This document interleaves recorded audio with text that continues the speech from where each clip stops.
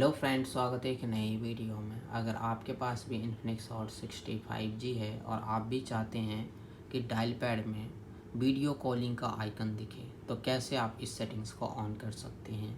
तो चलिए वीडियो करते हैं स्टार्ट। सबसे पहले आपको अपने फ़ोन में सेटिंग्स को करना है ओपन।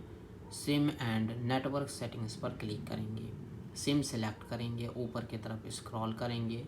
यहाँ पर आपको मिलेगा 4G कॉलिंग, राइट साइड में स्विच मिलेगा। अगर ये स्विच ऑफ है तो आपको इसे ऑन करना है और बैक चले जाना है। आप डायल पैड को ओपन करेंगे तो आपको यहाँ पर डायल पैड में वीडियो कॉलिंग का आइकन देखने को मिल जाएगा।